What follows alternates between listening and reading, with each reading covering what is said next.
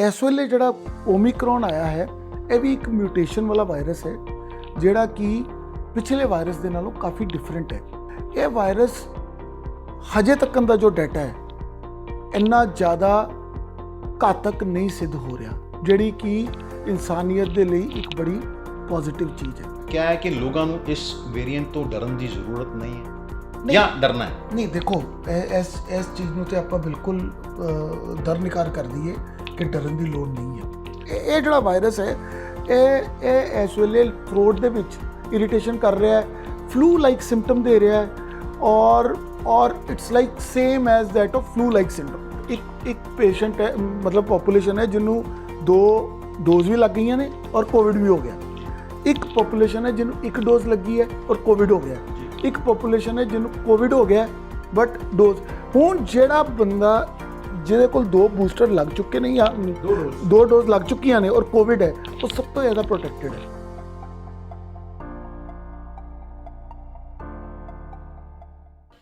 D4 news देख रहे तमाम दोस्तों को दीपक भंडारी का नमस्कार। हमारे विशेष कार्यक्रम आपकी सेहत में आपका स्वागत है। कोरोना के केस लगातार बढ़ते जा रहे हैं, आखिरकार लोग इसको लेकर अभी भी सचेत क्यों नहीं है? अगर हम बात करें अमृतसर की तो एक ही दिन में 450 से अधिक कोरोना के मामले सामने आए थे। ओमिक्रॉन जो वेरिएंट बताया जा रहा है ये पहले कोरोना से कितना अलग है, तीसरी लहर आ चुकी है। आज हम बात करेंगे इसी को लेकर। हमारे साथ हैं EMC सुपर स्पेशलिटी हॉस्पिटल के क्रिटिकल केयर के जो इंचार्ज हैं, एक्सपर्ट हैं, डॉक्टर पंकज सोनी। डॉक्टर नमस्कार जी।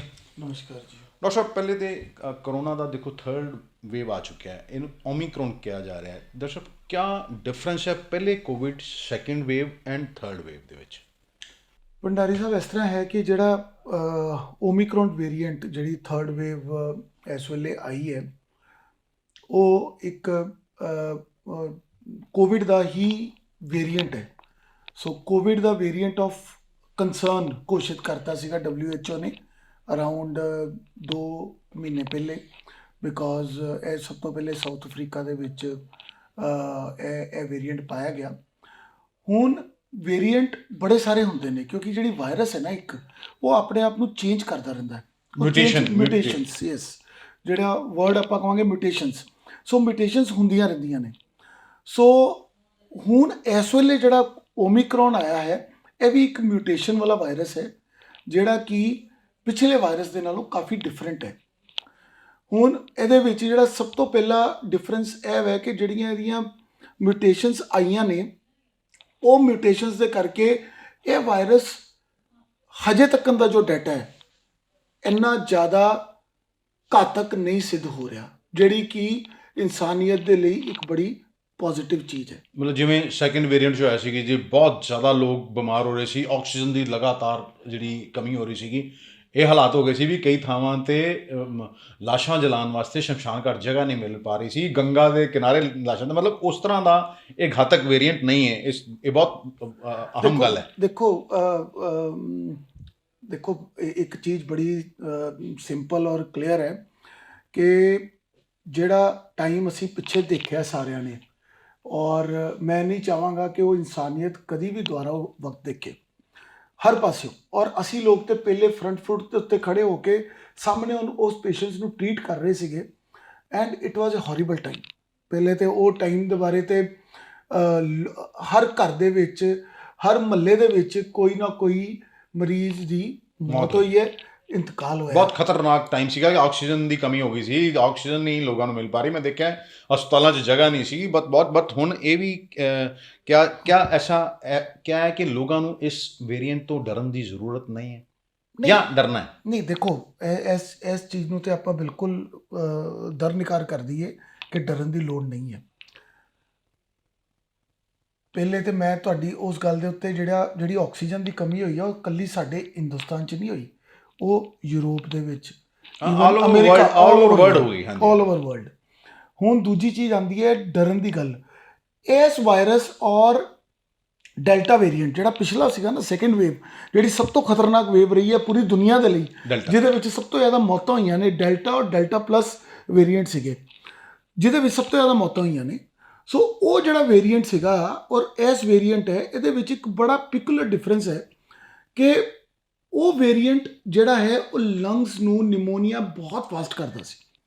ਸੋ ਪੇਸ਼ੈਂਟ ਨੂੰ ਬੁਖਾਰ ਹੁੰਦਾ ਸੀ ਉਸ ਦਿਨ, ਜਦੋਂ ਉਹਨੂੰ ਮਾੜਾ ਜਿਹਾ ਸਾਹ ਚੜ੍ਹਨਾ ਸ਼ੁਰੂ ਹੁੰਦਾ ਸੀ ਨਾ, ਉਹਦੀ ਆਕਸੀਜਨ ਚੈੱਕ ਕਰੋ ਤੇ ਉਹਦੀ ਆਕਸੀਜਨ 80-82 ਹੁੰਦੀ ਸੀ, ਉਹਨੂੰ ਪਤਾ ਵੀ ਨਹੀਂ ਸੀ ਲੱਗਦਾ, ਕਿਉਂਕਿ ਹੋਰ ਸਿੰਪਟਮਸ ਨਹੀਂ ਸੀ ਆਉਂਦੇ ਉਹਨੂੰ, ਸਿੱਧਾ ਲੰਗਸ ਦੀ ਇਨਵੋਲਵਮੈਂਟ ਹੋ ਰਹੀ ਸੀ। ਮਤਲਬ ਬਿਲਕੁਲ ਇੱਕਦਮ ਅਟੈਕ ਕਰ ਦਿੰਦਾ ਸੀਗਾ। ਸਰ ਇਹ ਨਾ ਇਹ ਪ੍ਰੈਫਰੇਬਿਲਿਟੀ ਆਫ ਦ ਟਿਸ਼ੂਜ਼ ਹੈ। ਹਰ ਵਾਇਰਸ ਦੀ ਇੱਕ ਪ੍ਰੈਫਰੇਬਿਲਿਟੀ ਹੁੰਦੀ ਹੈ। ਇਹ ਜਿਹੜਾ ਵਾਇਰਸ ਹੈ ਇਹ ਇਸ ਵੇਲੇ ਥਰੋਟ ਦੇ ਵਿੱਚ ਇਰੀਟੇਸ਼ਨ ਕਰ ਰਿਹਾ ਹੈ, ਫਲੂ ਲਾਈਕ ਸਿੰਪਟਮ ਦੇ ਰਿਹਾ ਹੈ, ਔਰ it's like same as that of flu like symptom. ਹਾਂਜੀ ਸਰ। ਡਾਕਟਰ ਸਾਹਿਬ ਤੁਸੀਂ ਫਲੂ ਦੀ ਗੱਲ ਕੀਤੀ, ਦੇਖੋ ਆਮ ਅੱਜ ਜਦੋਂ ਇਹ ਵਾਲਾ ਵਾਇਰਸ ਨਹੀਂ ਸੀਗਾ, ਕੋਵਿਡ ਨਹੀਂ ਆਇਆ ਸੀ, ਉਸ ਤੋਂ ਪਹਿਲੇ ਵੀ ਵਾਇਰਸ ਬਹੁਤ ਸਾਰੇ ਵਾਇਰਲ, ਜਦੋਂ ਡਾਕਟਰ ਨੂੰ ਕੋਈ ਟੈਸਟਾਂ 'ਚੋਂ ਕੋਈ ਬਿਮਾਰੀ ਨਹੀਂ ਲੱਗਦੀ ਸੀ, ਕਹਿ ਦਿੰਦੇ ਸੀ ਇਹ ਵਾਇਰਲ ਹੈ ਜੀ, 7 ਦਿਨ ਬਾਅਦ ਠੀਕ ਹੋ ਜਾਣਾ। ਕਿਵੇਂ ਡਿਫਰੈਂਸ਼ੀਏਟ ਕੀਤਾ ਜਾਏ, ਇਹ ਸਿੰਪਲ ਵਾਇਰਲ ਹੈ ਔਰ ਇਹ ਓਮਿਕਰੋਨ ਵੇਰੀਐਂਟ ਹੈ? ਦੇਖੋ, ਜਿੰਨੇ ਅਸੀਂ ਤੇ ਸਾਰੇ ਨਾ ਬਚਪਨ ਤੋਂ ਹੀ ਦੇਖਦੇ ਆ ਰਹੇ ਹਾਂ ਕਿ ਸਾਨੂੰ ਕੋਈ ਨਾ ਕੋਈ ਹਰ 6-8 ਮਹੀਨੇ ਬਾਅਦ ਸਾਰਿਆਂ ਨੂੰ ਘਰ ਦੇ ਵਿੱਚ ਇੱਕ ਬੰਦਾ ਬਿਮਾਰ ਹੋਇਆ ਤੇ ਵੀ 4 ਹੋਰ ਹੋਣਗੇ। ਇਹ ਇੱਕ ਧਾਰਨਾ ਹੈ ਸਾਡੀ ਕਿ ਬਈ ਹੁਣ ਮੈਨੂੰ ਹੋ ਗਿਆ ਜ਼ੁਕਾਮ, ਹੁਣ ਬਈ ਇਹ ਸਾਰਿਆਂ ਨੂੰ ਹੋਣਾ। ਹਾਂ, ਔਰ ਹੁੰਦਾ ਵੀ ਸੀਗਾ। ਸੋ ਉਸ ਵੇਲੇ ਸਾਨੂੰ ਇੰਨਾ ਡਰ ਨਹੀਂ ਸੀਗਾ, ਠੀਕ ਹੈ। ਹੁਣ ਇਸ ਵੇਲੇ ਜਿਹੜਾ ਸਿਨੈਰੀਓ ਹੈ ਉਹਦੇ ਵਿੱਚ ਜੇ ਮੈਂ ਕਹਾਂ ਕਿ ਡਰਨਾ ਨਹੀਂ ਚਾਹੀਦਾ, ਉਹਦਾ ਫਰਕ ਹੈ ਕਿ ਇਹਦੀ ਜਿਹੜੀ ਇਨਫੈਕਟਿਵਿਟੀ ਹੈ ਨਾ ਉਹ ਬਹੁਤ ਜ਼ਿਆਦਾ ਹੈ। ਮਤਲਬ ਪਹਿਲੇ ਕੀ ਸੀਗਾ, ਜਿਹੜਾ ਡੈਲਟਾ ਵੇਰੀਐਂਟ ਸੀਗਾ ਨਾ, ਜੇ ਇੱਕ ਬੰਦਾ 3-4 ਮਰੀਜ਼ਾਂ ਡੈਲਟਾ ਦੇ ਪੋਜ਼ਿਟਿਵ ਪੇਸ਼ੈਂਟ ਨੂੰ ਐਕਸਪੋਜ਼ ਹੋਇਆ ਹੈ, ਉਸ ਤੋਂ ਬਾਅਦ ਉਹਨੂੰ ਉਹ ਬਿਮਾਰੀ ਫੜੀ ਜਾਏਗੀ। ਇਹਦੇ ਵਿੱਚ 1-to-1 ਮਾਰਕਿੰਗ ਹੈ। 1-to-1 ਮਾਰਕਿੰਗ ਦਾ ਮਤਲਬ ਤਾਂ ਹੀ ਬਹੁਤ ਜ਼ਿਆਦਾ ਕੇਸਿਸ ਆ ਰਹੇ ਯੈਸ, ਇਨਫੈਕਟਿਵਿਟੀ ਬਹੁਤ ਜ਼ਿਆਦਾ ਹੈ। ਪੇਸ਼ੈਂਟ ਜੇ ਇੱਕ ਕਮਰੇ ਦੇ ਵਿੱਚ 10 ਲੋਕ ਬੈਠੇ ਨੇ ਔਰ ਇੱਕ ਓਮਿਕਰੋਨ ਪੋਜ਼ਿਟਿਵ ਹੈ, ਤਾਂ ਪੋਸਿਬਿਲਿਟੀ ਪੂਰੀ ਹੈ ਕਿ 10 ਦੇ ਵਿੱਚੋਂ ਦੀ 7 ਤੋਂ 8 ਬੰਦੇ ਓਮਿਕਰੋਨ ਪੋਜ਼ਿਟਿਵ ਹੋ ਜਾਣਗੇ। ਸ਼ਾਇਦ ਤਾਂ ਹੀ ਹੋਇਆ ਕਿ ਵੀ ਦੇਖੋ ਵੀ ਜੇ 1 ਜਨਵਰੀ ਦੀ ਗੱਲ ਕਰੀਏ 2022 ਜਦੋਂ ਚੜ੍ਹਿਆ, ਉਦੋਂ ਕੋਈ 25,000 ਦੇ ਆਸ-ਪਾਸ ਕੇਸ ਆ ਰਹੇ ਸੀਗੇ ਪਰ ਡੇ, ਤੇ ਅੱਜ ਆ ਗਈ ਹੈ 12 ਜਨਵਰੀ ਹੋ ਗਈ ਤੇ ਕਰੀਬ 2 ਲੱਖ ਕੇਸ ਆਣੇ ਪੂਰੇ ਇੰਡੀਆ 'ਚ ਸ਼ੁਰੂ ਹੋ ਗਏ। ਮਤਲਬ ਇੰਨੀ ਤੇਜ਼ੀ ਨਾਲ ਵੱਧ ਰਿਹਾ। ਪਰ ਭੰਡਾਰੀ ਸਾਹਿਬ, ਸਭ ਤੋਂ ਵਧੀਆ ਗੱਲ ਹੈ ਇਹਦੇ 'ਚ, ਇੱਕ ਮੈਂ ਕਹਾਂਗਾ ਕਿ ਗੋਡ ਇਜ਼ ਕਾਈਂਡ, ਕਿਉਂਕਿ ਇਹਦੇ 'ਚ ਕੀ ਹੋਇਆ ਕਿ ਜਦੋਂ ਪਿਛਲੀ ਵਾਰੀ ਮੈਨੂੰ ਯਾਦ ਹੈ ਜਦੋਂ ਅੰਮ੍ਰਿਤਸਰ 'ਚ 400 ਕੇਸ ਆਏ ਸੀ ਨਾ, ਤੇ ਸਾਰੇ ਹਸਪੀਟਲ ਫੁੱਲ ਸੀਗੇ, we were not having any ICU beds and ਹਾਹਾਕਾਰ ਮਚੀ ਹੋਈ ਸੀਗੀ ਜੀ। ਲੋਕੀ ਲਿਟਰਲੀ, ਮਤਲਬ ਦੇयर ਵਾਜ਼ ਨੋ ਬੈਡ। ਅੱਜ ਦੀ ਡੇਟ ਦੇ ਵਿੱਚ ਸਾਡਾ ਰੇਟ ਤੇ ਬਹੁਤ ਇਨਕਰੀਜ਼ ਕਰ ਗਿਆ, ਪੋਜ਼ਿਟਿਵਿਟੀ ਰੇਟ, ਬਟ ਲੱਕੀਲੀ ਜਿਹੜਾ ਐਡਮਿਸ਼ਨ ਰੇਟ ਹੈ ਔਰ ਜਿਹੜੇ ਪੇਸ਼ੈਂਟਸ ਸਿੱਕ ਹੋ ਰਹੇ ਨੇ, ਉਹ ਪੇਸ਼ੈਂਟ ਘੱਟ ਸਿੱਕ ਹੋ ਰਹੇ ਨੇ। ਹੁਣ ਕਿਹੜੀ ਪੋਪੂਲੇਸ਼ਨ ਹੈ ਜਿਹੜੀ ਪੋਪੂਲੇਸ਼ਨ ਨੂੰ ਸਿੱਕ ਹੋਣ ਦੇ ਚਾਂਸਸ ਜ਼ਿਆਦਾ ਹੈ, ਸਾਨੂੰ ਇਸ ਵੇਲੇ ਉਹ ਅੰਡਰਸਟੈਂਡ ਕਰਨਾ ਜ਼ਿਆਦਾ ਜ਼ਰੂਰੀ ਹੈ। ਅੱਛਾ, ਜਿਵੇਂ ਪਿਛਲੀ ਵਾਰੀ ਕੀ ਸੀ ਡਾਕਟਰ ਸਾਹਿਬ ਕਿਹਾ ਗਿਆ ਸੀ, ਜੀ ਕੋ ਮੋਬਿਲਿਟੀ, ਜਿਹਨੂੰ ਕਿਸੇ ਹਾਈ ਬਲੱਡ ਪ੍ਰੈਸ਼ਰ ਹੈ ਜਾਂ ਬਲੱਡ ਸ਼ੂਗਰ ਹੈ ਜਾਂ ਹੋਰ ਇਸ ਤਰ੍ਹਾਂ ਦੀਆਂ ਬਿਮਾਰੀਆਂ ਹੈਗੀਆਂ, ਉਹਨਾਂ ਨੂੰ ਜ਼ਿਆਦਾ ਇਫੈਕਟ ਕਰ ਰਿਹਾ ਸੀ ਜਾਂ ਉਹਨਾਂ ਨੂੰ ਹਸਪੀਟਲਾਈਜੇਸ਼ਨ ਦੀ ਵੀ ਜ਼ਿਆਦਾ ਜਿਹੜੀ ਹੈ ਜ਼ਰੂਰਤ ਪੈ ਰਹੀ ਸੀ। ਕਿਆ ਇਸ ਕੇਸ ਦੇ ਵਿੱਚ ਵੀ ਇਸ ਤਰ੍ਹਾਂ ਹੀ ਹੋ ਰਿਹਾ? ਉਹਨਾਂ ਲੋਕਾਂ ਨੂੰ ਜ਼ਿਆਦਾ ਧਿਆਨ ਰੱਖਣ ਦੀ ਜ਼ਰੂਰਤ ਹੈ ਆਪਣੀ? ਯੈਸ, ਯੂ ਆਰ ਐਬਸੋਲੂਟਲੀ, ਉਹੀਓ ਤੁਸੀਂ ਬਿਲਕੁਲ ਟਾਰਗੇਟ ਉੱਤੇ ਆਏ ਹੋ। ਮੈਂ ਵੀ ਉਹੀਓ ਗੱਲ ਹੀ ਕਹਿਣ ਜਾ ਰਿਹਾ ਸੀਗਾ ਕਿ ਜਿਹੜੇ ਮਰੀਜ਼ ਜਿਨ੍ਹਾਂ ਨੂੰ ਕੋਮੋਰਬਿਡਿਟੀ ਹੈ, ਦੇਖੋ ਹੁੰਦਾ ਕੀ ਹੈ ਕਿ ਬਜ਼ੁਰਗ ਵਿਦ ਕੋਈ ਹਾਰਟ ਪ੍ਰੋਬਲਮ, ਹਾਰਟ ਘੱਟ ਕੰਮ ਕਰ ਰਿਹਾ ਹੈ, ਕਿਡਨੀਆਂ ਘੱਟ ਕੰਮ ਕਰ ਰਹੀਆਂ, ਲੀਵਰ ਘੱਟ ਕੰਮ ਕਰ ਰਿਹਾ, ਉਹਨਾਂ ਦੀ ਜਿਹੜੀ ਲੜਨ ਦੀ ਤਾਕਤ ਹੈ ਨਾ, ਬੋਡੀ ਦੀ ਲੜਨ ਦੀ ਤਾਕਤ, ਉਹ ਇੰਨੀ ਵਧੀਆ ਨਹੀਂ ਰਹਿੰਦੀ। ਉਹਨਾਂ ਨੂੰ ਤੇ ਮਾੜਾ ਜਿਹਾ ਕੋਈ ਖਾਂਸੀ ਜ਼ੁਕਾਮ ਹੋ ਜਾਏ ਨਾ, ਤੇ ਉਹ ਉਹਨਾਂ ਨੂੰ ਵੈਂਟੀਲੇਟਰ ਉੱਤੇ ਲੈ ਕੇ ਜਾ ਸਕਦਾ ਹੈ। ਉਹ ਰੂਟੀਨ ਤੋਂ ਹੀ ਹੈ, ਉਹ ਪਹਿਲੇ ਤੋਂ ਹੀ ਹੈ। ਸੋ ਉਹ ਸੈੱਟ ਆਫ ਪੇਸ਼ੈਂਟਸ ਜਿਹੜੇ ਨੇ ਸਾਡੇ ਕੋਲ, ਔਰ ਬੜੀ ਇੰਟਰਸਟਿੰਗ ਚੀਜ਼ ਹੈ, ਸਾਡੇ ਕੋਲ ਇਸ ਵੇਲੇ ਮਤਲਬ 2 ਪੇਸ਼ੈਂਟ ਵੈਂਟੀਲੇਟਰ ਉੱਤੇ ਨੇ, ਔਰ ਇੱਕ ਮਾਤਾ ਜੀ ਨੇ ਜਿਹੜੇ 80 ਸਾਲ ਦੇ ਨੇ, ਉਹਨਾਂ ਦਾ ਹਾਰਟ ਵੀ 25-30% ਕੰਮ ਕਰਦਾ ਹੈ। ਪਰ ਇਟ ਇਜ਼ ਵੈਰੀ ਸਰਪ੍ਰਾਈਜ਼ਿੰਗ ਕਿ ਜੇ ਪਿਛਲਾ ਡੈਲਟਾ ਵੇਰੀਐਂਟ ਹੁੰਦਾ ਨਾ, ਤੇ ਉਹ ਮਾਤਾ ਜੀ ਦੇ ਬਚਣ ਦੇ ਕੋਈ ਚਾਂਸ ਨਹੀਂ ਸੀ। ਅੱਜ ਉਹ ਮਾਤਾ ਜੀ ਵੈਂਟੀਲੇਟਰ ਤੋਂ ਆਫ ਕਰ ਦਿੱਤੇ ਗਏ ਨੇ। ਅੱਛਾ ਡਾਕਟਰ ਸਾਹਿਬ, ਇੱਕ ਦੇਖੋ ਇਹ ਵੀ ਸਾਹਮਣੇ ਆ ਰਿਹਾ ਵੀ ਜਿਹਨੂੰ ਵੈਕਸੀਨੇਸ਼ਨ ਹੋਈ ਹੈ, ਪਹਿਲੇ ਕਿਹਾ ਜਾ ਰਿਹਾ ਸੀ ਵੈਕਸੀਨੇਸ਼ਨ ਵਾਲਾ ਬਚੇਗਾ, ਬਟ ਓਮਿਕਰੋਨ ਨੇ ਉਹਨੂੰ ਵੀ ਆਪਣੀ ਚਪੇਟ 'ਚ ਲਿਆ। ਬਹੁਤ ਸਾਰੇ ਐਸੇ ਲੋਕ ਨੇ ਜਿਨ੍ਹਾਂ ਨੂੰ ਦੋਨੋਂ ਵੈਕਸੀਨ ਲੱਗੀਆਂ ਹੋਈਆਂ, ਫਿਰ ਵੀ ਉਹ ਇਸ ਕਰੋਨਾ ਦੀ ਚਪੇਟ 'ਚ ਆ ਗਏ। ਉਹ ਕਿਉਂ? ਭੰਡਾਰੀ ਸਾਹਿਬ, ਐਕਚੁਅਲੀ ਇਸ ਵੇਲੇ ਨਾ 4-5 ਸਬ ਟਾਈਪ ਆਫ ਪੋਪੂਲੇਸ਼ਨ ਹੈ ਜਿਹੜੀ ਪੂਰੇ ਵਰਲਡ 'ਚ ਘੁੰਮ ਰਹੀ ਹੈ। ਉਹਨੂੰ ਆਪਾਂ ਨੂੰ ਥੋੜ੍ਹਾ ਜਿਹਾ ਅੰਡਰਸਟੈਂਡ ਕਰਨਾ ਪਏਗਾ। ਇੱਕ ਪੋਪੂਲੇਸ਼ਨ ਹੈ ਜਿਹਨੂੰ ਦੋਨੋਂ ਡੋਜ਼ ਲੱਗ ਚੁੱਕੀਆਂ ਨੇ, ਬੂਸਟਰ ਵੀ ਲੱਗ ਚੁੱਕਾ ਔਰ ਕੋਵਿਡ ਵੀ ਹੋ ਚੁੱਕਾ। ਨਹੀਂ ਬੂਸਟਰ ਹੁਣ ਸ਼ੁਰੂ ਹੋਇਆ ਹੈ। ਬੂਸਟਰ ਸਾਨੂੰ ਲੱਗ ਗਿਆ, ਅਸੀਂ ਉਸ ਕੈਟਾਗਰੀ ਚ ਆ ਗਏ ਨਾ ਹੁਣ, ਅਸੀਂ ਉਸ ਕੈਟਾਗਰੀ ਚ ਆ ਗਏ, ਹੈਲਥ ਕੇਅਰ ਵਰਕਰ, ਕੱਲ ਬੂਸਟਰ ਲੱਗ ਗਿਆ। ਸੋ ਐਨੀਵੇ ਇੱਕ ਪੇਸ਼ੈਂਟ ਹੈ, ਮਤਲਬ ਪੋਪੂਲੇਸ਼ਨ ਹੈ ਜਿਹਨੂੰ 2 ਡੋਜ਼ ਵੀ ਲੱਗ ਗਈਆਂ ਨੇ ਔਰ ਕੋਵਿਡ ਵੀ ਹੋ ਗਿਆ ਜੀ। ਇੱਕ ਪੋਪੂਲੇਸ਼ਨ ਹੈ ਜਿਹਨੂੰ 1 ਡੋਜ਼ ਲੱਗੀ ਹੈ ਔਰ ਕੋਵਿਡ ਹੋ ਗਿਆ ਜੀ। ਇੱਕ ਪੋਪੂਲੇਸ਼ਨ ਹੈ ਜਿਹਨੂੰ ਕੋਵਿਡ ਹੋ ਗਿਆ ਬਟ ਡੋਜ਼। ਹੁਣ ਜਿਹੜਾ ਬੰਦਾ ਜਿਹਦੇ ਕੋਲ 2 ਬੂਸਟਰ ਲੱਗ ਚੁੱਕੇ ਨੇ ਜਾਂ 2 ਡੋਜ਼ ਲੱਗ ਚੁੱਕੀਆਂ ਨੇ ਔਰ ਕੋਵਿਡ ਹੈ, ਉਹ ਸਭ ਤੋਂ ਜ਼ਿਆਦਾ ਪ੍ਰੋਟੈਕਟਡ ਹੈ। ਅੱਛਾ, ਜਿਹਨੂੰ 2 ਡੋਜ਼, ਮਤਲਬ ਇਸ ਲਈ ਕੋਈ ਗਲਤ ਨਹੀਂ ਵੀ ਜਿਵੇਂ ਪਹਿਲੇ ਕੋਵਿਡ ਹੋ ਚੁੱਕਿਆ। ਮੈਂ ਆਪਣੀ ਐਗਜ਼ਾਮਪਲ ਦਿੰਦਾ, ਮੈਨੂੰ ਕੋਵਿਡ ਹੋਇਆ ਸੀ ਪਹਿਲੇ, ਬਟ ਮੈਨੂੰ ਦੋਨੋਂ ਵੈਕਸੀਨੇਸ਼ਨ ਲੱਗੀਆਂ ਹੈ, ਬਟ ਮੈਨੂੰ ਫਿਰ ਹੁਣ ਓਮਿਕਰੋਨ ਵੀ ਹੋ ਗਿਆ ਦੁਬਾਰਾ, ਹੁਣ ਮੈਂ ਉਸ ਫੇਸ ਤੋਂ ਬਾਹਰ ਆਇਆ ਵੀ। ਇਸ ਤਰ੍ਹਾਂ ਦੇ ਹੋਰ ਬਹੁਤ ਸਾਰੇ ਕੇਸਿਸ ਪੰਡਾਰੀ ਜਿਹੜੇ ਆ ਸਾਹਿਬ ਤੁਸੀਂ ਖੁਦ ਹੀ ਐਗਜ਼ਾਮਪਲ ਹੋ, ਮੈਂ ਤੁਹਾਨੂੰ ਹੀ ਪੁੱਛਣਾ ਚਾਹਾਂਗਾ ਸਵਾਲ ਕਿ ਤੁਹਾਡੇ ਸਿੰਪਟਮ ਕੀ ਸੀਗੇ? ਮੈਨੂੰ ਤਾਂ ਗਲੇ 'ਚ ਖਰਾਸ਼ ਸੀ, ਗਲਾ ਦਰਦ ਸੀਗਾ ਤੇ ਬੁਖਾਰ ਸੀਗਾ, ਬਸ ਸਿੰਪਲ That's all. ਮੈਂ ਕੁਝ ਨਹੀਂ ਲਿਆ। ਮਤਲਬ ਪਹਿਲੇ ਦਿਨ ਮੈਨੂੰ ਫੀਵਰ ਆਇਆ, ਮੈਂ 2 ਪੈਰਾਸੀਟਾਮੋਲ ਦੀਆਂ ਗੋਲੀਆਂ ਖਾਧੀਆਂ ਪਹਿਲੇ ਦਿਨ, ਨੈਕਸਟ ਡੇ 1 ਪੈਰਾਸੀਟਾਮੋਲ ਖਾਧੀ ਹੈ। तो देखो दर्शकों ਨੂੰ मैं सामने लाइव एग्जांपल ही है कि ਜਿਹੜੇ ਬੰਦੇ ਨੇ ਵੈਕਸੀਨੇਸ਼ਨ ਵੀ ਕੀਤੀ ਹੋਈ ਹੈ ਔਰ ਪਹਿਲੇ ਵੀ ਕੋਵਿਡ ਹੋ ਚੁੱਕਾ ਹੈ, ਪਹਿਲੇ ਵੀ ਕੋਵਿਡ ਹੋ ਚੁੱਕਾ ਹੈ, ਉਹ ਇਨਫੈਕਟ ਜ਼ਰੂਰ ਹੋਏਗਾ ਬਿਕੋਜ਼ ਇਨਫੈਕਟਿਵਿਟੀ ਵੈਕਸੀਨੇਸ਼ਨ ਖਤਮ ਨਹੀਂ ਕਰਦੀ।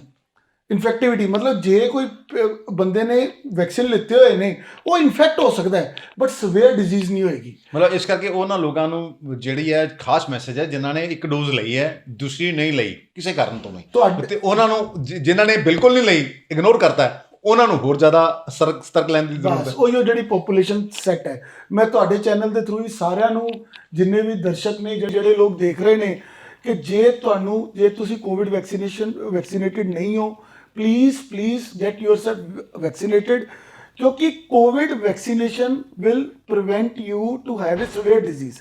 ਤੁਹਾਨੂੰ ਖਤਰਨਾਕ ਬਿਮਾਰੀ ਨਹੀਂ ਹੋਏਗੀ, ਇਨਫੈਕਟ ਹੋ ਸਕਦੇ ਹੋ। ਓਮਿਕਰੋਨ ਤੇ ਇਹੋ ਜਿਹਾ ਹੈ ਕਿ ਉਹਨੇ ਬਹੁਤ ਵੱਡੀ ਪੋਪੂਲੇਸ਼ਨ ਨੂੰ ਇਨਫੈਕਟ ਕਰਨਾ ਹੈ ਬਿਕੋਜ਼ ਅਮਰੀਕਾ ਦੇ ਵਿੱਚ ਰੋਜ਼ ਦੇ 7 ਤੋਂ 8 ਲੱਖ ਕੇਸ ਆ ਰਹੇ ਨੇ, ਕੱਲ 11 ਲੱਖ ਦਾ ਆંકੜਾ ਸੀਗਾ, ਬਟ ਜਿਹੜੇ ਬੈਡਸ ਨੇ ਉੱਥੇ ਐਡਮਿਸ਼ਨਸ ਨੇ ਉਹ 1/10 ਨੇ ਐਜ਼ ਕੰਪੇਅਰ ਟੂ ਡੈਲਟਾ। ਸੋ ਇਹ ਇੱਕ ਚੰਗੀ ਖਬਰ ਹੈ, ਇਹ ਇੱਕ ਚੰਗੀ ਖਬਰ ਹੈ ਮਨੁੱਖਤਾ ਲਈ ਔਰ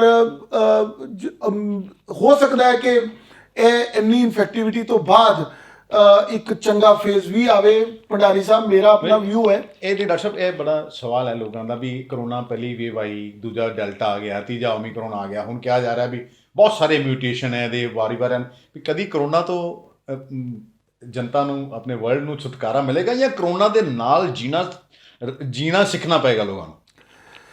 ਭੰਡਾਰੀ ਸਾਹਿਬ ਇਸ ਤਰ੍ਹਾਂ ਹੈ, it's too early for me to predict, but ਇਹ ਕਰੋਨਾ ਦਾ ਜਿਹੜਾ ਵੇਰੀਐਂਟ ਆਇਆ ਨਾ, ਇਹ ਵੇਰੀਐਂਟ ਦੇ ਵਿੱਚ ਇੱਕ ਬੜੀ ਖੂਬੀ ਹੈ ਕਿ ਜੇ ਤੁਹਾਨੂੰ ਇਸ ਵੇਰੀਐਂਟ ਨਾਲ ਇਨਫੈਕਸ਼ਨ ਹੁੰਦੀ ਹੈ, ਉਸ ਤੋਂ ਬਾਅਦ ਤੁਸੀਂ ਡੈਲਟਾ ਵੇਰੀਐਂਟ ਤੋਂ ਵੀ ਪ੍ਰੋਟੈਕਟਡ ਹੋ।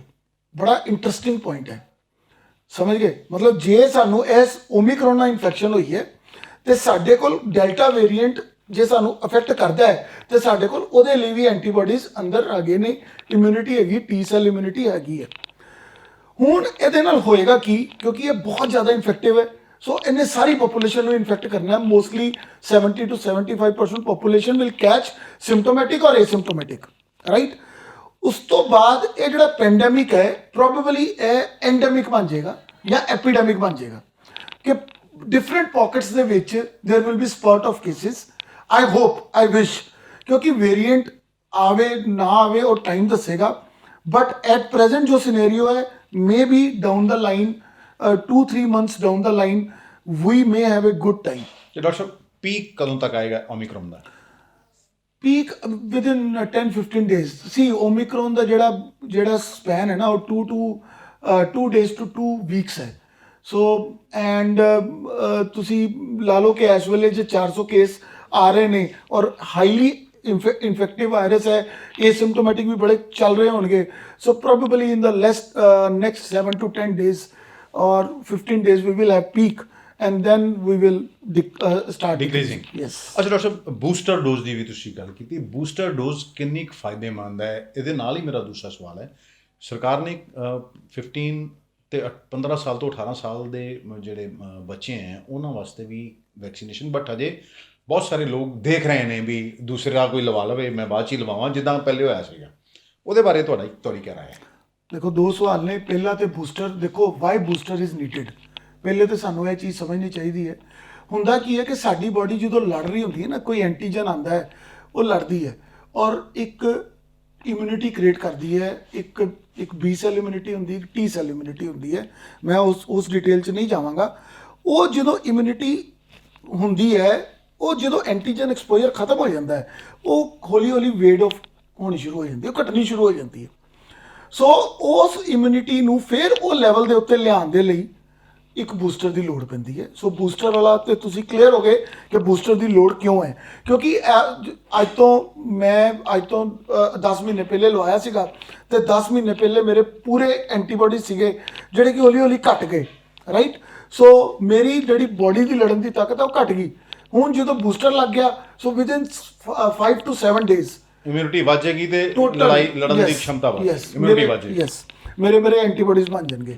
ਸੋ ਦੂਸਰਾ ਕੁਐਸਚਨ ਆਇਆ ਯੰਗਰ ਪੋਪੂਲੇਸ਼ਨ, ਟੀਨੇਜਰਸ ਦੇ ਵਿੱਚ ਜਿਹੜਾ ਅਲਾਉ ਕੀਤਾ ਗਿਆ।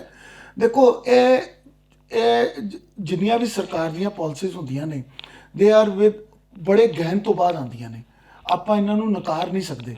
ਮਲਟੀਪਲ ਸਟੱਡੀਜ਼ ਹੁੰਦੀਆਂ ਨੇ, ਪੇਪਰਸ ਹੁੰਦੇ ਨੇ, ਡਬਲ ਬਲਾਈਂਡ ਟ੍ਰਾਇਲਸ ਹੁੰਦੇ ਨੇ। ਉਸ ਤੋਂ ਬਾਅਦ ਇਹ ਡਿਸਾਈਡ ਕੀਤਾ ਜਾਂਦਾ ਹੈ ਕਿ ਯੰਗਰ ਏਜ ਗਰੁੱਪ ਨੂੰ ਇਹ ਲੱਗਣਾ ਇਸ ਵੇਲੇ ਜ਼ਰੂਰੀ ਹੈ। ਸੋ ਉਹ ਡਿਸਾਈਡ ਕੀਤਾ ਗਿਆ ਔਰ ਮੈਂ ਚੈਨਲ ਦੇ ਥਰੂ ਸਾਰਿਆਂ ਨੂੰ ਫੇਰ ਇੱਕ ਰਿਕੁਐਸਟ ਕਰਾਂਗਾ ਕਿ ਤੁਹਾਡੇ ਘਰ ਦੇ ਵਿੱਚ ਜੇ ਕੋਈ ਉਸ ਏਜ ਗਰੁੱਪ ਦੇ ਵਿੱਚ ਹੈ ਔਰ ਐਲੀਜੀਬਲ ਹੈ ਫॉर ਵੈਕਸੀਨ ਔਰ ਦ ਬੂਸਟਰ, ਸੋ ਤੁਸੀਂ ਉਹਨੂੰ ਜ਼ਰੂਰ ਲਵੋ। ਅੱਛਾ ਡਾਕਟਰ ਸਾਹਿਬ, ਐਂਟੀਬਾਡੀਜ਼ ਕਿੰਨੀ ਦੇਰ ਤੱਕ ਬਾਡੀ 'ਚ ਰਹਿੰਦੀਆਂ ਹੈ ਵੈਕਸੀਨੇਸ਼ਨ ਲੱਗਣ ਤੋਂ ਬਾਅਦ, ਜਾਂ ਇੱਕ ਵਾਰੀ ਕਰੋਨਾ ਜਾਂ ਓਮਿਕਰੋਨ ਹੋਣ ਤੋਂ ਬਾਅਦ? ਭੰਡਾਰੀ ਸਾਹਿਬ, ਗੱਲ ਇਸ ਤਰ੍ਹਾਂ ਹੈ ਕਿ ਮੈਂ ਇਹਦਾ ਜਵਾਬ ਥੋੜ੍ਹਾ ਡਿਪਲੋਮੈਟਿਕ ਦੇਵਾਂਗਾ, ਬਿਕੋਜ਼ ਨਹੀਂ ਤੇ ਤੁਸੀਂ ਸਾਰਿਆਂ ਨੇ ਇਹ ਸੋਚਣਾ ਹੈ ਕਿ ਹਰ 6 ਮਹੀਨੇ ਬਾਅਦ ਬੂਸਟਰ ਦੀ ਲੋੜ ਪੈਣੀ ਹੈ। ਸੋ ਮੈਨੂੰ ਲੱਗਦਾ ਉਹ ਤੁਸੀਂ ਜਵਾਬ ਤੁਹਾਨੂੰ ਮਿਲ ਹੀ ਗਿਆ। ਸੋ ਪ੍ਰੋਬੇਬਲੀ ਜੇ ਇਹ ਵੇਰੀਐਂਟ ਆਉਂਦੇ ਗਏ ਤੇ ਵੀ ਮੇ ਨੀਡ ਬੂਸਟਰਸ। ਮਤਲਬ ਸਾਨੂੰ ਇਹਦੇ ਨਾਲ, ਜਿਹੜਾ ਮੇਰਾ ਪਹਿਲੇ ਸਵਾਲ ਸੀਗਾ ਵੀ ਇਹਦੇ ਨਾਲ ਹੀ ਜੀਣਾ ਸਿੱਖਣਾ ਪਏਗਾ। Yes we have to live. ਦੇਖੋ Covid appropriate behaviour, proper mask. ਦੇਖੋ ਅਸੀਂ ਲੋਕ, ਸਾਨੂੰ ਇਸ ਚੀਜ਼ ਨੂੰ ਬੜੀ ਕਲੀਅਰ ਹੋ ਜਾਣਾ ਚਾਹੀਦਾ ਹੈ ਕਿ ਜਿੱਥੇ ਵੀ ਅਸੀਂ ਜਾਣਾ ਹੈ ਸਾਨੂੰ ਮਾਸਕ ਲਗਾ ਕੇ ਜਾਣਾ ਹੈ, ਕੋਵਿਡ ਐਪਰੋਪ੍ਰੀਏਟ ਬਿਹੇਵੀਅਰ ਫੋਲੋ ਕਰਨਾ ਹੈ। ਦੇਖੋ ਅਸੀਂ ਦੋਨੋਂ ਜੇ ਬੈਠੇ ਹਾਂ ਤੇ ਪਹਿਲੇ ਅਸੀਂ ਦੋਨਾਂ ਨੇ ਆਪਣਾ ਇੱਕ ਰੈਟ ਕਰਾਇਆ ਕਿ ਹਾਂਜੀ ਜੀ ਤੁਹਾਡਾ ਵੀ ਰੈਟ ਨੈਗੇਟਿਵ ਹੈ, ਮੇਰਾ ਵੀ ਰੈਟ ਨੈਗੇਟਿਵ ਹੈ। ਫਿਰ ਉਸ ਤੋਂ ਬਾਅਦ ਅਸੀਂ ਬਹਿ ਕੇ ਇੰਟਰਵਿਊ ਕਰ ਰਹੇ ਹਾਂ। ਬਿਕੋਜ਼ ਇਸ ਵੇਲੇ ਨਹੀਂ, ਇਹ ਰੂਟੀਨ ਦੇ ਵਿੱਚ, ਲਾਈਫ ਦੇ ਵਿੱਚ, ਈਵਨ ਜੇ ਤੁਸੀਂ ਕਿਤੇ ਵੀ ਘੁੰਮ ਰਹੇ ਹੋ, ਜਾ ਰਹੇ ਹੋ, ਕੋਵਿਡ ਪ੍ਰੋਟੋਕੋਲ ਫੋਲੋ ਕਰੋ, ਡਿਸਟੈਂਸਿੰਗ ਰੱਖੋ ਔਰ ਪ੍ਰੋਪਰ ਮਾਸਕ ਡਾਲੋ। ਅੱਛਾ ਡਾਕਟਰ ਸਾਹਿਬ, ਇੱਕ ਜਿਹੜਾ ਸਵਾਲ ਹੈ, ਬਹੁਤ ਉਲਝਿਆ ਹੋਇਆ ਸਵਾਲ ਹੈ, ਜਿਹਦੇ ਪਿੱਛੇ ਸ਼ਾਇਦ ਸਾਰੀ ਦੁਨੀਆ ਪਈ ਹੋਈ ਹੈ ਵੀ ਇਹਦਾ ਕਿਆ, ਕੋਰੋਨਾ ਦਾ ਓਰੀਜਨ ਇਹ ਵਾਕਈ ਚੀਨ ਸੀ? ਹਜੇ ਤੱਕ WHO ਦੀਆਂ ਬੜੀਆਂ ਟੀਮਾਂ ਗਈਆਂ ਹੈ, ਪਤਾ ਨਹੀਂ ਚੱਲ ਪਾਇਆ ਵੀ ਕਰੋਨਾ ਆਇਆ ਕਿੱਥੋਂ। ਜੇ WHO ਨੂੰ ਵੀ ਪਤਾ ਲੱਗਾ ਤਾਂ ਮੈਨੂੰ ਤਾਂ ਨਹੀਂ ਲੱਗ ਸਕਦਾ। ਨਹੀਂ ਮਤਲਬ ਤੁਹਾਡਾ ਤੁਸੀਂ ਦੇਖੋ ਸਰ, ਐਸਾ ਹੈ ਕਿ it is man made. I have no authentic research on it and I'm not the competent authority ਕਿ ਮੈਂ ਇਸ ਬਾਰੇ ਕਮੈਂਟ ਕਰ ਤੁਸੀਂ ਬਹੁਤ ਸਾਰਾ ਪੜ੍ਹਦੇ ਹੋ, ਬਹੁਤ ਸਾਰਾ ਦੇਖੋ, ਤੁਸੀਂ ਲੈਕਚਰ ਅਟੈਂਡ ਕਰਦੇ ਹੋ, ਤੁਸੀਂ ਇੱਕ ਬਹੁਤ ਵੱਡੀ ਐਸੋਸੀਏਸ਼ਨ ਦੇ ਤੁਸੀਂ ਮੈਂਬਰ ਹੋ ਜਿਹੜੀ ਕ੍ਰਿਟੀਕਲ ਐਕਸਪਰਟਸ ਨੇ, ਉਹਦੇ 'ਚ ਡਿਸਕਸ਼ਨ ਤਾਂ ਹੁੰਦੀ ਹੋਣੀ ਹੈ ਜੀ, ਉਹਦੇ 'ਚ ਕਿਆ ਰਾਏ ਰੱਖਦੇ ਹੋ? ਦੇਖੋ ਸਾਡਾ ਕੰਮ as a critical care specialist is to treat, ਚਾਹੇ ਉਹ ਮੈਨ ਮੇਡ ਹੋਵੇ, ਚਾਹੇ ਉਹ ਜਿੱਥੋਂ ਮਰਜ਼ੀ ਆਇਆ ਹੋਵੇ। ਬਿਕੋਜ਼ ਇਹ ਚੀਜ਼ ਸ਼ਾਇਦ a matter of diplomatic research and USA सोचे या चाइना सोचे या कंट्रीज या WHO सोचे, बिकॉज ਇਹਦੀਆਂ ਇਕਨੋਮਿਕ ਰੈਮੀਫਿਕੇਸ਼ਨਸ ਨੇ ਔਰ ਇੰਪਲੀਕੇਸ਼ਨਸ ਨੇ, ਬਿਕॉज there is a economic war going on.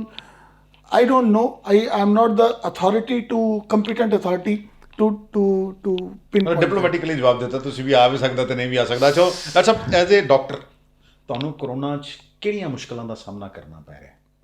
ਪਹਿਲੇ ਵੀ ਪਿਆ ਹੋਣਾ ਹੈ ਤੇ ਹੁਣ ਵੀ ਤੁਹਾਨੂੰ ਲੱਗਦਾ ਵੀ ਆਰ ਯੂ ਰੈਡੀ? ਕਿੰਨਾ ਵਾਸਤੇ ਤੁਹਾਨੂੰ ਖੁਦ ਨੂੰ ਤਿਆਰ ਕਰਨਾ ਪਿਆ? ਨਹੀਂ ਦੇਖੋ, ਪਿਛਲੇ 1.5-2 ਸਾਲ 'ਚ ਤੇ ਭੰਡਾਰੀ ਸਾਹਿਬ, ਆਈ ਟੈਲ ਯੂ, ਅਸੀਂ ਲੋਕ ਵੀ ਸਮਝ ਗਏ ਹਾਂ ਕਿ ਕੀ ਕਰਨਾ ਹੈ, ਕਿਸ ਤਰ੍ਹਾਂ। ਜਦੋਂ ਆਇਆ ਸੀਗਾ ਉਦੋਂ ਬਹੁਤ ਮੁਸ਼ਕਿਲਾਂ ਸੀਗੀਆਂ। ਉਦੋਂ ਮਤਲਬ starting from the PPE kit to the oxygen shortage, we faced everything and we passed through it, all of us. ਚੰਗਾ ਮਾੜਾ ਐਕਸਪੀਰੀਅੰਸ ਕਿਸੇ ਦਾ ਵੀ ਹੋ ਸਕਦਾ ਹੈ ਔਰ ਲਾਈਕ ਦੈਟ ਇਜ਼ ਗੋਡਸ ਵਿਸ਼। ਪਰ ਇੱਕ ਚੀਜ਼ ਬੜੀ ਕਲੀਅਰ ਹੈ ਕਿ ਇਹ ਜਿਹੜਾ ਟਾਈਮ ਨਿਕਲਿਆ ਹੈ ਇਹਦੇ ਵਿੱਚ ਜਿਹੜੀ ਕ੍ਰਿਟੀਕਲ ਕੇਅਰ ਫਟਰਨਿਟੀ ਸੀਗੀ, ਜਿਹੜੇ ਫਿਜ਼ੀਸ਼ੀਅਨ ਸੀਗੇ, ਉਹਨਾਂ ਨੇ ਫਰੰਟ ਫੁੱਟ ਤੇ ਆ ਕੇ ਆਪਣੀ ਜਾਨਾਂ ਦੀ ਪਰਵਾਹ ਕੀਤੇ ਬਗੈਰ ਉਸ ਚੀਜ਼ ਨੂੰ ਸਿਰੇ ਲਾਇਆ ਹੈ। ਔਰ ਮੈਂ ਨਰਸਿੰਗ ਸਟਾਫ, ਪੈਰਾਮੈਡਿਕਸ, ਇਹਨਾਂ ਲੋਕਾਂ ਦੀ ਮਤਲਬ ਜਿਹੜੇ 24 ਆਵਰ ਪੇਸ਼ੈਂਟ ਦੇ ਨਾਲ ਰਹਿੰਦੇ ਨੇ, ਆਪਾਂ ਉਹਨਾਂ ਦਾ ਦੇਣੀਆਂ ਨਹੀਂ ਦੇ ਸਕਦੇ, but anyway we are thankful to God ਕਿ ਅੱਜ ਅਸੀਂ ਸਾਰੇ ਇੱਥੇ ਬੈਠੇ ਹਾਂ ਔਰ ਅਸੀਂ ਆਪਸ 'ਚ ਗੱਲ ਕਰ ਰਹੇ ਹਾਂ ਔਰ ਹੋਪਫੁਲੀ ਉਹ ਸਿਨੈਰੀਓ ਦੁਆਰਾ ਨਹੀਂ ਆਏਗਾ ਜਿਹੜਾ ਆਪਾਂ ਪਿਛਲੇ ਸਾਲ ਦੇਖਿਆ, ਬਿਕੋਜ਼ ਉਹ ਬੜਾ ਹੌਰੀਬਲ ਸਿਨੈਰੀਓ ਸੀਗਾ, ਪੇਨਫੁਲ ਸੀਗਾ। ਉਹਦੇ ਵਿੱਚ ਆਈ ਡੋਂਟ ਥਿੰਕ ਕਿ ਆਈ ਐਮ ਨੋਟ ਐਕਸਪੈਕਟਿੰਗ ਕਿ Omicron will cause, because pneumonia ਨਹੀਂ ਹੋ ਰਿਹਾ। ਮੈਂ ਕਹਿੰਦਾ 450-500 ਕੇਸ ਵੀ ਆ ਗਿਆ, ਪਰ ਈਵਨ ਜਿਹੜੇ ਪੇਸ਼ੈਂਟ ਸਾਡੇ ਕੋਲ ਐਡਮਿਸ਼ਨ ਲਈ ਵੀ ਆ ਰਹੇ ਨੇ, ਮੋਸਟਲੀ ਪੇਸ਼ੈਂਟ ਜਿਹੜੇ ਨੇ ਉਹ ਓਪੀਡੀ ਦੇ ਉੱਤੇ ਜਾ ਰਹੇ ਨੇ, ਓਪੀਡੀ 'ਚ ਟਰੀਟ ਹੋ ਰਹੇ ਨੇ। ਕੁਝ ਪਰਸੈਂਟੇਜ ਆਫ ਪੇਸ਼ੈਂਟ ਜਿਹੜੇ ਸਾਡੇ ਕੋਲ ਕੋਈ ਇੰਨੀ ਜ਼ਿਆਦਾ ਕੇਸਿਸ ਦੇ ਬਾਵਜੂਦ we are having around 8 admissions, right. 8 admissions ਜਿਹੜੀਆਂ ਨੇ ਉਹਨਾਂ ਦੇ ਵਿੱਚੋਂ ਵੀ ਮੁਸ਼ਕਿਲ ਦੇ ਨਾਲ ਪੇਸ਼ੈਂਟ ਨੇ ਜਿਨ੍ਹਾਂ ਨੂੰ ਆਕਸੀਜਨ ਦੀ ਰਿਕੁਆਇਰਮੈਂਟ ਹੈ, ਉਹਨਾਂ ਦੀ ਕੋਮੋਰਬਿਡਿਟੀ ਜਿਹੜੀ ਤੰਗ ਕਰ ਰਹੀ ਉਹਨਾਂ ਨੂੰ। ਮਤਲਬ ਕੁੱਲ ਮਿਲਾ ਕੇ ਜਿਹੜਾ ਓਮਿਕਰੋਨ ਹੈ ਉਹ ਇੰਨਾ ਖਤਰਨਾਕ ਨਹੀਂ ਹੈ। ਤੁਸੀਂ ਡਾਕਟਰ ਸਾਹਿਬ ਤੁਸੀਂ ਕੁਝ ਹੋਰ ਕਹਿਣਾ ਚਾਹੋ? ਮੈਂ ਜਿਹੜੀ ਇੱਕੋ ਚੀਜ਼ ਸਾਰਿਆਂ ਨੂੰ ਕਹਿਣਾ ਚਾਹਾਂਗਾ ਕਿ ਕੋਵਿਡ ਪ੍ਰੋਟੋਕੋਲ ਨੂੰ ਬੜੀ ਸਟ੍ਰਿਕਟਲੀ ਫੋਲੋ ਕੀਤਾ ਜਾਏ, ਬਿਕੋਜ਼ ਅਸੀਂ ਲੋਕ ਨਾ ਭੁੱਲ ਜਾਂਦੇ ਹਾਂ, ਸਾਡੀ ਯਾਦਾਸ਼ਤ ਬੜੀ ਘੱਟ ਹੁੰਦੀ ਹੈ। ਥੋੜੇ ਦਿਨ ਪਹਿਲੇ we had a very bad time all of us, and ਹੁਣ ਜਦੋਂ ਓਮਿਕਰੋਨ ਆ ਗਿਆ ਫਿਰ ਸਾਨੂੰ ਲੱਗਾ ਕਿ ਨਹੀਂ, ਆਪਾਂ ਨੂੰ ਇਹ ਪ੍ਰੋਟੋਕੋਲ ਫੋਲੋ ਕਰਨਾ ਪੈਣਾ। ਇਹ protocol will remain with us for very long period of time। दूसरी चीज़ वैक्सीनेशन, आई रिक्वेस्ट कि भी जिन्ने भी बंदे ने वो जेड़े भी एलिजिबल ने फॉर पर्टिकुलर बूस्टर और vaccine, they should get vaccinated. And जे किसी ਨੂੰ कोविड ਹੁੰਦਾ ਵੀ ਹੈ ओमिक्रॉन ਤੇ पैनिक होने की लोड़ नहीं है। हॉस्पिटल ਵੱਲ ਭੱਜਣ ਦੀ ਵੀ ਕੋਈ ਐਡੀ ਲੋੜ ਨਹੀਂ ਹੈ ਸਾਨੂੰ, ਜਿੰਨੀ ਦੇਰ ਤੱਕ ਸਾਨੂੰ ਕੋਈ ਬਹੁਤ ਜ਼ਿਆਦਾ ਸਿੰਪਟਮ ਨਹੀਂ ਆਉਂਦੇ, ਸਾਡੀ ਆਕਸੀਜਨ ਫਾਲ ਨਹੀਂ ਕਰਦੀ। ਇਹ ਇੱਕ ਫਲੂ ਟਾਈਪ ਸਿੰਪਟਮ ਹੈ, ਫਲੂ ਟਾਈਪ ਪ੍ਰੈਜੈਂਟੇਸ਼ਨ ਹੈ ਜਿਹਦੇ 'ਚ ਖਾਂਸੀ, ਜ਼ੁਕਾਮ, ਥਰੋਟ ਇਰੀਟੇਸ਼ਨ ਔਰ ਨਜ਼ਲਾ, ਜਿਹੜਾ ਕਿ ਸਾਨੂੰ ਫਲੂ 'ਚ ਹੁੰਦਾ ਸੀਗਾ। ਅੱਛਾ ਡਾਕਟਰ ਸਾਹਿਬ, ਇੱਕ ਸਵਾਲ ਮੇਰਾ ਰਹਿ ਗਿਆ ਜੀ, ਕਿਆ ਇਹ ਵਾਇਰਸ ਜਿਹੜਾ ਸਰਦੀ 'ਚ ਵੱਧਦਾ ਹੈ ਇਹਦੇ ਨਾਲ ਹੀ ਹੈ, ਤੇ ਜਿਹੜਾ ਅਫੈਕਟਡ ਹੋ ਜਾਂਦਾ ਓਮਿਕਰੋਨ ਦੇ ਨਾਲ, ਉਹਨੂੰ ਆਪਣੀ ਸੈਚੂਰੇਸ਼ਨ ਆਕਸੀਜਨ ਲੈਵਲ ਕਿੰਨੀ ਦਿਨ 'ਚ ਕਿੰਨੀ ਵਾਰੀ ਚੈੱਕ ਕਰਨਾ ਚਾਹੀਦਾ ਹੈ, ਤੇ ਉਹਦਾ ਲੈਵਲ ਕਿੰਨਾ ਹੋਣਾ ਚਾਹੀਦਾ ਹੈ ਜਿੱਤੋਂ ਉੱਪਰ ਰਵੇ ਤੇ ਉਹ ਘਰ ਆਈਸੋਲੇਟ ਹੋ ਜਾਵੇ, ਜੇ ਉਸ ਤੋਂ ਥੱਲੇ ਆਵੇ ਤੇ ਹਸਪੀਟਲ ਚਲਾ ਜਾਵੇ? ਦੇਖੋ, ਤੁਹਾਡੇ ਸਵਾਲ 'ਚ 3 ਸਵਾਲ ਨੇ ਸ਼ਾਇਦ। ਪਹਿਲਾ ਤੇ ਇਹ ਹੈ ਕਿ ਜੇ ਕਿਸੇ ਨੂੰ ਹੋ ਜਾਂਦਾ ਹੈ ਤੇ ਸੈਚੂਰੇਸ਼ਨ ਦਾ ਕੀ ਹੈ? ਪਹਿਲਾਂ ਸਰਦੀਆਂ 'ਚ ਵੱਧਦਾ ਹੈ, ਸਰਦੀਆਂ 'ਚ ਯੈਸ, ਜਿੰਨੇ ਵੀ ਵਾਇਰਸ ਨੇ ਨਾ ਦੇ ਡੂ ਇਨਕਰੀਜ਼ ਸਰਦੀਆਂ 'ਚ ਵੱਧਦਾ। ਦੂਸਰਾ ਨਾਲ ਹੀ ਸਵਾਲ ਹੈ ਵੀ ਕਿੰਨੀ ਵਾਰੀ ਚੈੱਕ ਕਰਨੀ ਚਾਹੀਦੀ ਤੇ ਆਕਸੀਜਨ ਲੈਵਲ ਕਿੰਨਾ ਹੋਵੇ ਤੇ ਉਹਨੂੰ ਹਸਪੀਟਲ ਹੋਣਾ ਚਾਹੀਦਾ? ਦੇਖੋ, ਇਸ ਤਰ੍ਹਾਂ ਹੈ, ਇਸ ਪਾਰਟਿਕੂਲਰ ਵੇਵ ਦੇ ਵਿੱਚ ਤੁਹਾਨੂੰ ਜਿਹੜੀ ਆਪਣੀ ਆਕਸੀਜਨ ਸੈਚੂਰੇਸ਼ਨ ਹੈ ਉਹ ਦਿਨ 'ਚ ਘੱਟੋ ਘੱਟ 2 ਤੋਂ 3 ਵਾਰੀ ਜ਼ਰੂਰ ਚੈੱਕ ਕਰ ਲੈਣੀ ਚਾਹੀਦੀ ਹੈ। ਪਾਰਟਿਕੂਲਰਲੀ ਉਸ ਪੇਸ਼ੈਂਟ ਨੂੰ ਜ਼ਰੂਰ ਚੈੱਕ ਕਰਨੀ ਚਾਹੀਦੀ ਹੈ ਜਿਨ੍ਹਾਂ ਨੂੰ ਕੋਈ ਚੈਸਟ ਕੰਜੈਸ਼ਨ ਹੋ ਰਹੀ ਹੈ ਔਰ ਸਾਹ ਲੈਣ ਦੇ ਵਿੱਚ ਥੋੜ੍ਹੀ ਜਿਹੀ ਤਕਲੀਫ ਹੋ ਰਹੀ ਹੈ। ਨਾਰਮਲ ਲੈਵਲ ਜਿਹੜਾ ਕੱਟ ਆਫ ਲਾਈਨ ਹੈ ਜਿੱਥੇ ਤੁਸੀਂ ਡਾਕਟਰ ਨੂੰ ਕੰਟੈਕਟ ਕਰਨਾ ਹੀ ਕਰਨਾ ਹੈ, ਹਸਪੀਟਲ ਵੱਲ ਜਾਣਾ ਹੀ ਜਾਣਾ ਹੈ, that is 94 to 95%। 94% ਤੱਕ you can stay at home. ਅੱਛਾ, 90 ਮਤਲਬ ਅਸੀਂ ਸਮੇਂ 90 ਨਹੀਂ ਵੇਟ ਕਰਨਾ, 94 ਹੈ ਤੇ ਤਾਂ ਵੀ ਹਸਪੀਟਲ? ਸਰ ਬਿਲਕੁਲ, ਬਿਕੋਜ਼ ਉਹਦਾ 92 to 94 ਇਹ ਨਾ ਬੜਾ ਜਿਹੜਾ ਪਲਸ ਆਕਸੀਮੀਟਰ ਹੈ ਨਾ, ਫਲਕਚੁਏਸ਼ਨ ਬੜੀ ਰਹਿੰਦੀ ਹੈ ਕਈ ਵਾਰੀ। ਤਾਂ ਬੜੇ ਲੋਕਾਂ ਨੇ ਯੂਜ਼ ਕੀਤਾ ਹੋਏਗਾ, ਲੋਕੀ ਕਹਿੰਦੇ ਹੋਣਗੇ ਯਾਰ ਹੁਣ ਤੇ ਆ ਰਿਹਾ ਸੀ, ਹੁਣ ਇਹ ਆ ਰਿਹਾ। ਐਂਡ ਕਈ ਵਾਰੀ ਆਪਾਂ ਨਾ ਇਹਨਾਂ ਚੀਜ਼ਾਂ ਨੂੰ ਇਹ ਵੀ ਕਹਿ ਦਿੰਦੇ ਹਾਂ ਕਿ ਪਲਸ ਆਕਸੀਮੀਟਰ ਖਰਾਬ ਹੈ। ਮੈਂ ਕਹਿੰਦਾ ਜੇ ਖਰਾਬ ਵੀ ਹੋਵੇ ਨਾ ਤਾਂ ਵੀ you should get yourself checked by professional, ਤਾਂ ਕਿ ਉਹ ਕਲੀਅਰ ਹੋ ਜਾਏ ਕਿ ਹਾਂਜੀ ਤੁਹਾਡੀ ਸੈਚੂਰੇਸ਼ਨ ਠੀਕ ਹੈ ਔਰ ਤੁਹਾਡੀ ਲੰਗ ਇਨਵੋਲਵਮੈਂਟ ਨਹੀਂ ਹੋ ਰਹੀ। ਜੇ ਤੁਹਾਡੀ ਲੰਗ ਇਨਵੋਲਵਮੈਂਟ ਹੋ ਰਹੀ ਹੈ then you should get admitted. धन्यवाद हमारे साथ बात करने के लिए। ये थे doctor Pankaj Soni, EMC super speciality hospital के ये क्रिटिकल केयर एक्सपर्ट हैं। इनका कहना है कि ये जो ओमिक्रॉन वेरिएंट आया है, इससे 70 से 75% जो पॉपुलेशन है वो इन्फेक्टेड होगी, लेकिन इससे घबराने की कोई ज़रूरत नहीं है। जो बहुत खास बात उन्होंने कही कि जिन लोगों ने अभी तक अपनी दूसरी डोज वैक्सीन की नहीं लगवाई है, वो ज़रूर लगवा लें, क्योंकि जिन्हें दोनों वैक्सीन लगी हैं, उन पर ये कम घातक, ये वायरस कम हमला करता है, नहीं तो ये खतरनाक भी हो सकता है। जैसा कि उन्होंने ये कहा कि पिछली जो वेव हमने देखी थी वो बहुत खतरनाक थी। अब सरकार की ओर से कई गाइडलाइंस भी जारी की गई हैं। वैक्सीनेशन अब टीनेजर्स को भी लग रही है, बूस्टर डोज लगानी शुरू कर दी गई है। सरकार कई कदम उठा रही है। चुनावी रैलियों पर भी रोक लगाई जा चुकी है चुनाव आयोग की तरफ से, और हमारी भी अपने दर्शकों से यही दरखास्त है कि सरकार की ओर से जारी की गई गाइडलाइंस का पालन करें, और समय समय पर अगर आपको किसी को भी खांसी, बुखार, जुकाम होता है तो अपना टेस्ट जरूर कराएं, और 7 दिनों के लिए अपने आप को आइसोलेट रखें। और यदि आपका ऑक्सीजन लेवल 95 से कम आता है, जैसा कि डॉक्टर पंकज सोनी ने बताया, तो अपने एक्सपर्ट से सलाह जरूर करें। अमृतसर से D4 न्यूज के लिए दीपक भंडारी की खास रिपोर्ट।